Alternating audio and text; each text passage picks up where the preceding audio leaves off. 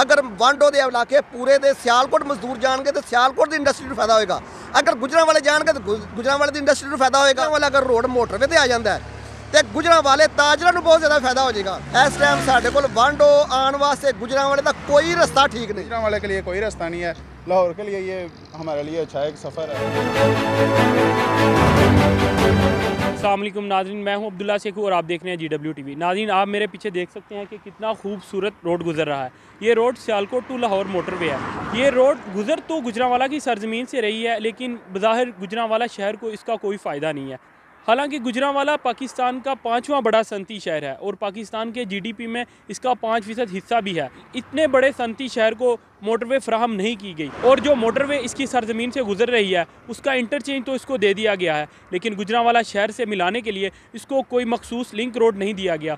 अगर आप वांडो से लाहौर जाना चाहते हैं तो ये सफ़र तकरीबन आप आधे घंटे में तय कर सकते हैं, लेकिन अगर आप यहीं वांडो से गुजरांवाला शहर जाना चाहें तो आपको तकरीबन 1 घंटा लग सकता है। इस मोटरवे को गुजरांवाला शहर से मिलाने के लिए गुजरांवाला की बिज़नेस कम्युनिटी ने इस मोटरवे लिंक का मुतालबा किया था, लेकिन अभी तक वो पूरा नहीं किया गया। आइए हम जानते हैं यहाँ पे जो रहायशी लोग हैं उनको यहाँ से गुजरांवाला जाने में किन मुश्किलात का सामना करना पड़ता है और उनके लिए यहाँ से लाहौर जाना आसान है या यहाँ से गुजरांवाला। अस्सलाम वालेकुम, हमारे साथ मौजूद हैं वांडो प्रेस क्लब के सरपरस्त हाफिज़ उमर फ़ारूक साहब। हम उनसे पूछते हैं कि इनको यहाँ से लाहौर जाना आसान है या यहाँ से गुजरांवाला। गुजरांवाला जाना इस टाइम बहुत ही मुश्किल है।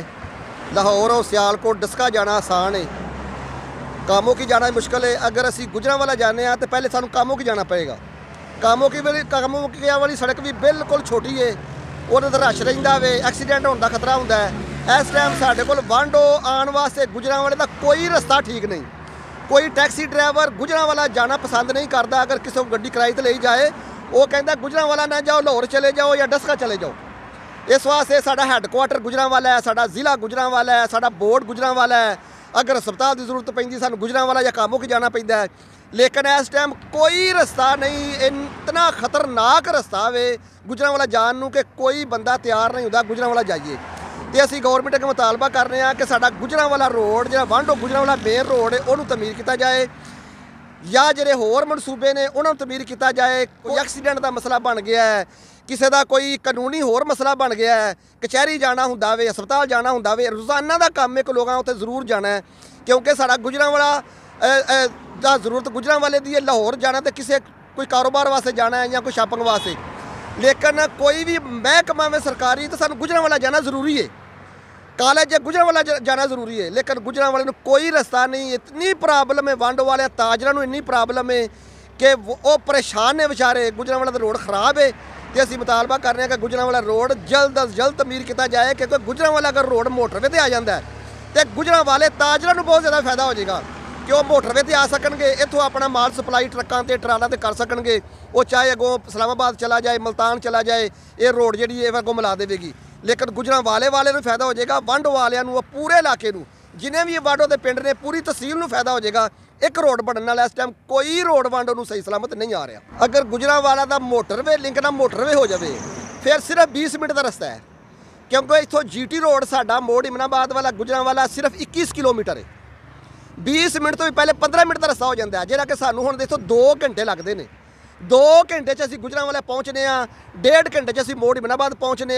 अगर अपनी कार ते अपनी सवारी ते जाइए, जे अगर लोकल बस से जाइए फिर तो 3 घंटे लग जाएंगे। अगर तुसीं रोड बना देंदे हो, मोटरवे बन जाते, फिर 15 मिनट, सिर्फ 15 मिनट के विच गुजरांवाले वालियां ताजरा नूं बहुत ज़्यादा फायदा होएगा। साडी आवाम दे नाल को अपना जिहड़ा ताजर सिस्टम चला सकते हैं, मोटरवे के उत्ते लिंक कर सकते हैं, सिर्फ 15 मिनट तक। गुजरांवाला एक सनती शहर है और क्या आप समझते हैं कि गुजरांवाला को मोटरवे तो फ्राहम करना दूर की बात, उसको लिंक रोड ही नहीं दिया गया? क्या ये उनके साथ नाइंसाफ़ी नहीं है? बहुत ज़्यादा नाइंसाफ़ी है जी। जिस तरह इंडस्ट्री है सियालकोट वाली, इस तरह इंडस्ट्री गुजरांवाले वाली है। छोटी इंडस्ट्री गुजरांवाले वाली बहुत ज़्यादा वे। उन्होंने अगर नहीं रोड दिता जाता बहुत ज़्यादा उन्होंने नुकसान है, माशी नुकसान है। इतों मजदूरों जाना मुश्किल है, सियालकोट मजदूर जाना आसान है। अगर वांडो के इलाके पूरे दे सियालकोट मजदूर जाएंगे तो सियालकोट की इंडस्ट्री को फायदा होगा। अगर गुजरांवाले जाएंगे तो गुजरांवाले की इंडस्ट्री को फायदा होगा। उत्थे एयरपोर्ट भी दिता गया है, उत्थे सियालकोट मोटरवे भी दी गई है, उत्थे जाके यूनिवर्सिटियां बनदियां ने। साडे गुजरांवाले नूं की वजह कि क्यों पीछे किया जा रहा है? अगर गुजरांवाले नूं मोटरवे लिंक कर दी जाए तो गुजरांवाला भी सियालकोट की तरह तरक्की करे। ਔਰ ਬਹੁਤ ਜ਼ਿਆਦਾ ਤਰੱਕੀ ਕਰੇ। ਜਿਸ ਤਰ੍ਹਾਂ ਉਹ ਛੋਟੀ ਸਨਅਤ ਦੇ ਵਿੱਚ ਬਹੁਤ ਜ਼ਿਆਦਾ ਅੱਗੇ ਵੇ, ਇਸੇ ਤਰ੍ਹਾਂ ਉਹ पूरे इलाके के मजदूर ਉੱਥੇ ਜਾ ਕੇ मजदूरी कर सकन, लोग खुशहाल हो सकन। हमारे साथ मौजूद हैं यहाँ के जो रहायशी लोग हैं, हम उनसे पूछते हैं कि इनको इस सियालकोट टू लाहौर मोटरवे का क्या फ़ायदा है। जी सर, लाहौर जाने के लिए हमें बहुत ज़्यादा फ़ायदा है, क्योंकि हम मोटरवे का सफ़र इस्तेमाल करके आधे घंटे में लाहौर पहुँच सकते हैं। मगर गुजरांवाला जाना हो तो हमें बहुत ज़्यादा परेशानी है। लोकल रोड जो है वो टूट फूट का शिकार है, बहुत ज़्यादा गाँव क्रॉस करने पड़ते हैं, ठीक है। और इंतज़ामिया कोई इसका गौर नहीं कर रही कि जो है ना रोड बनने वाले हैं। अगर मोटरवे पे जाके भी उतरे तो धर्मकोट चौक से आगे जो है ना हमें बिल्कुल खस्ता रोड है, ठीक है। तो कोई मज़ा नहीं है। गुजरांवाले के लिए कोई रास्ता नहीं है। लाहौर के लिए ये हमारे लिए अच्छा एक सफ़र है, ठीक है। हम आधे घंटे में लाहौर पहुंच सकते हैं।